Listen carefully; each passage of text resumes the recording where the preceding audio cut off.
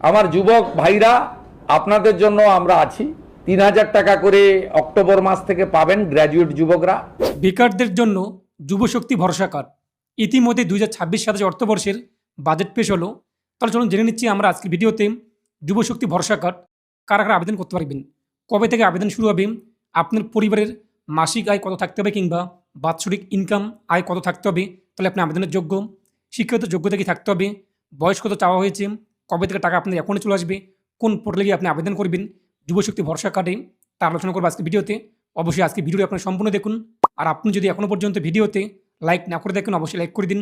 এর পাশাপাশি channel subscribe করে পাশে ক্লিক করে নোট সরকার রাখুন পরবর্তী ভিডিও সরকার পাওয়ার জন্য।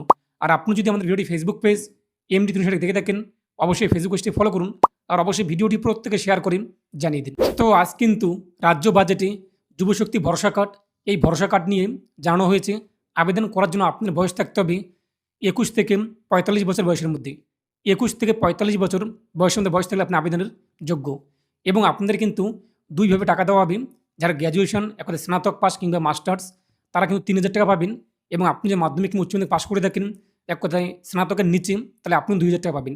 এক্ষেত্রে বলা হয়নি যে ন্যূনতম শিক্ষাগত যোগ্যতা কী থাকতে হবে, সেটা আপনার মাধ্যমিক চাওয়া হয়েছে ন্যূনতম যোগ্যতা নাকি উচ্চ মাধ্যমিক নাকি অষ্টম শ্রেণী পাস, সেটা কিন্তু এখনও ক্লিয়ার আসেনি। যখন ক্লিয়ারলি জানা যাবে কিংবা বিজ্ঞপ্তি প্রকাশিত হবে, তখন আপনি জানতে পারবেন। এবং এটা বলা হয়েছে কিন্তু স্নাতক কিংবা মাস্টার্স, স্নাতক অথবা পোস্ট গ্র্যাজুয়েশন থাকলে কিন্তু আপনারা 3,000 টাকা করে পাবেন। এবং ন্যূনতম তার কম হলে আপনারা 2,000 টাকা পাবেন। সেক্ষেত্রে ন্যূনতম মাধ্যমিক ধরা হবে নাকি উচ্চ মাধ্যমিক ধরা হবে, এটা কিন্তু এখনও ক্লিয়ার নেই। আর আবেদন করার জন্য আপনার পরিবারের মাসিক আয়, মাসিক ইনকাম থাকতে হবে 1 লক্ষ টাকার মধ্যে। তার বেশি হলে কিন্তু আপনি আবেদন করতে পারবেন না।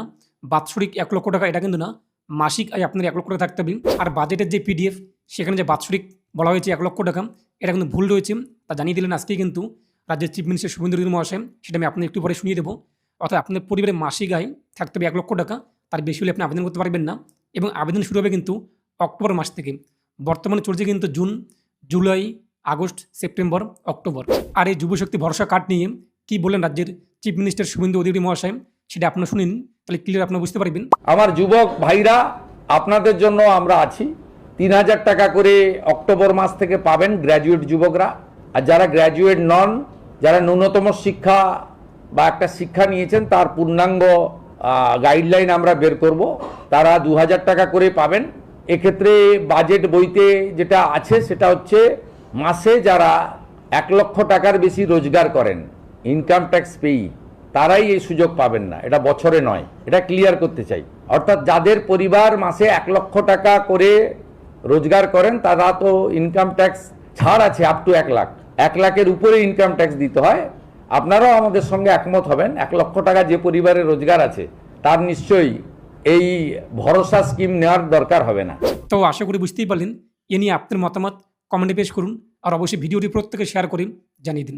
তো যখনই অনলাইন আবেদন শুরু হবে অক্টোবরের দিকে, অনলাইন থেকে অফলাইন, সেটা আমি আপনাকে জানিয়ে দেবো।